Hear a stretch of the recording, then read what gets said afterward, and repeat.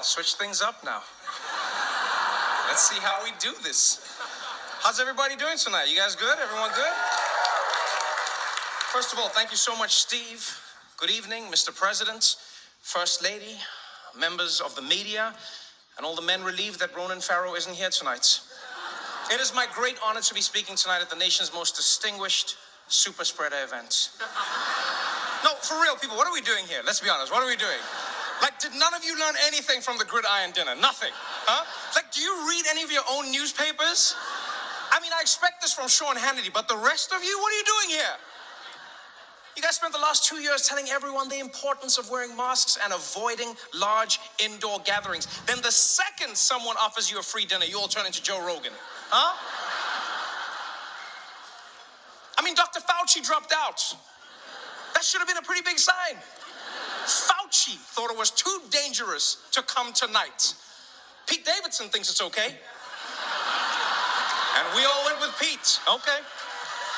All right, then. Now, for those who don't know me, my name is Trevor Noah, and I'm really honored to be here, honestly. Because you could have picked any comedian. You could have invited anyone, but you went with the South African variant. Very on theme. I appreciate that.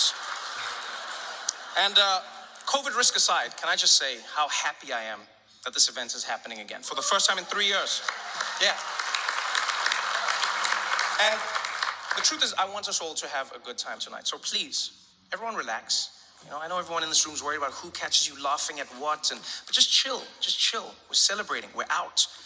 Get comfortable. Not too comfortable, Jeffrey Toobin. Not too comfortable.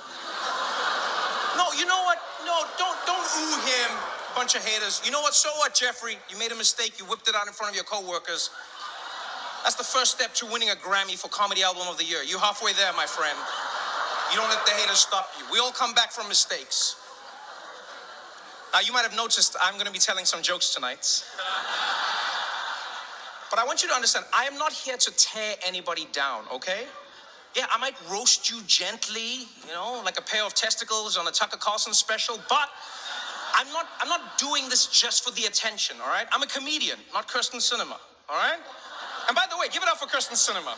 Whoever thought we'd see the day in American politics when a senator could be openly bisexual but closeted Republican, huh? That's progress. That's progress. And yes, I know a lot of you are worried, and yes, it is risky making jokes these days, we all saw what happened at the Oscars. I've actually been a little bit worried about tonight. I won't lie, I was like, what if I make like a really mean joke, about like Kellyanne Conway, and then her husband rushes up on the stage and thanks me. I just hope we all stay calm. Because it is exciting to be here, even though some people don't think this dinner should even exist, as you said, Mr. President, because some people think this shows that the media is too cozy with politicians. But what those people don't understand is that you guys have integrity. You would never allow personal connections to affect your ability to be good journalists. Isn't that right, Chris Cuomo? Where is Chris, by the way? Is he here? Couldn't make it? Oh, by the way, before we really get going, a few quick announcements. Anyone here who is a Democrat in a swing district, I've been asked to remind you not to hand your resume to the cable news execs at your table until after the event, please. Thank you very much. Also, a quick note before people order their Ubers home tonight. Governor Greg Abbott is generously providing free buses for the Telemundo table. Very classy. Very classy. But man, what a room this is, huh? Look at this room.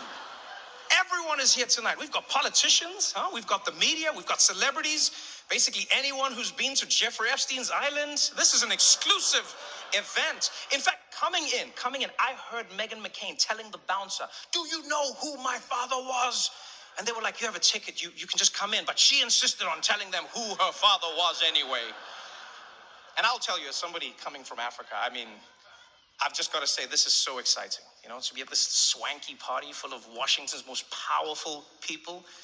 It's not as exciting as Madison Cawthorn made it sound, but still very sexy. Very, very sexy. There's many big names here tonight. Yeah, one of my favorites, Ron DeSantis is here. Yeah. Oh, man, I'm actually surprised that he found the time. You know, he's been so busy trying to outmaneuver Trump for 2024. I see you, Ron. I see you, Flair. Yeah, I've seen what you've been doing. Blaming Trump for the lockdowns, distancing yourself from the vaccines that Trump created with his own two hands. Nobody knew how to make vaccines until I made them. Beautiful, beautiful vaccines. Nobody knew how. Not even Fauci. But Ron is playing it coy, man. He won't even tell people if he got the booster. Yeah, or as they say in Florida, don't ask, don't tell. Am I right? I see you, Ron. You see, what I like about Ron DeSantis is like if Trump was the original Terminator, DeSantis is like the T-1000. You know, you're smarter than him. You're slicker than him. You can walk down ramps. Yeah.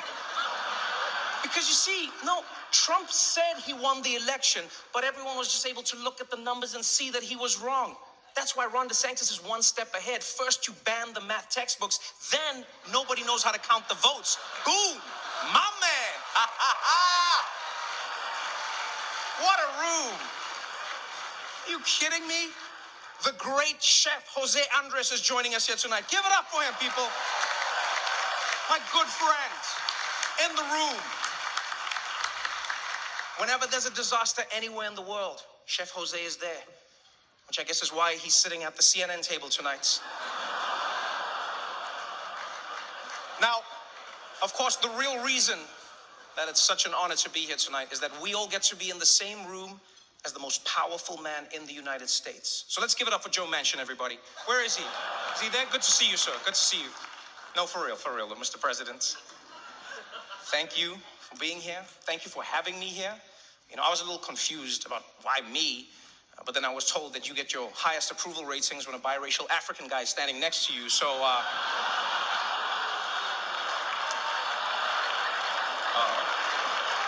so let me just say, Joe, I'm glad that I could do my part. And hopefully this will work. I'm not actually him. I just did the voice. More importantly, First Lady Dr. Jill Biden is here, everybody. Give it up for her. You know, interesting fact, even as First Lady, Dr. Biden continued her teaching career. Yeah, the first time a presidential spouse has ever done so. Ever. Congratulations. Now, you might think it's because she loves teaching so much, but it's actually because she's still paying off her student debt. I'm sorry about that, Jill. Yeah, I guess you should have voted for Bernie.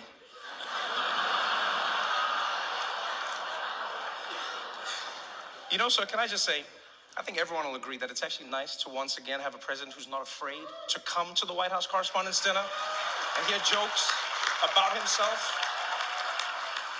I'll be honest. If you didn't come, I totally would have understood. Yeah, because these people have been so hard on you, which I don't get. I really don't. You know, I think ever since you've come into office, things are really looking up. You know, gas is up, rent is up, food is up, everything. No, it really has been a tough first year for you, Mr. President. And surely you must be a little worried about 2024. You know, there's a lot of passion on the Republican side. There really is. You know, it's going to be an interesting time. And as you all know, President Biden's lack of a filter does get him into hot water sometimes. You know, last month he caused a huge international incident saying that Vladimir Putin should be removed from power. It was very, very upsetting to Russia. Yeah, until someone explained to them that none of the stuff Biden wants actually gets done.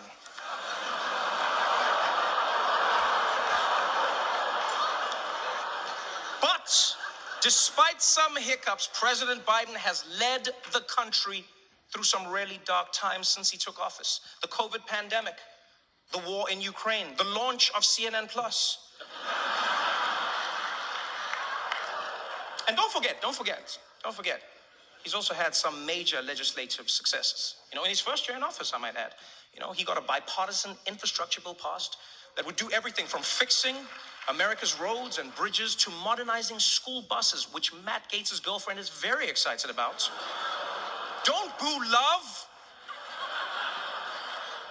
Not to mention, no president in my memory has given more marginalized groups opportunities. You know, I'm talking about women, the LGBTQ community, the Taliban, the list goes on and on. And I know, Mr. President, that the left is super upset at you, you know? But I think that they should be happy to know that you just recently announced that you're proposing a new 20% minimum tax on the super wealthy. And I will say, President Biden, that you were a big man here, a really big man. You could have targeted Donald Trump, but instead you chose to only raise taxes on billionaires. That was big of you. Really nice.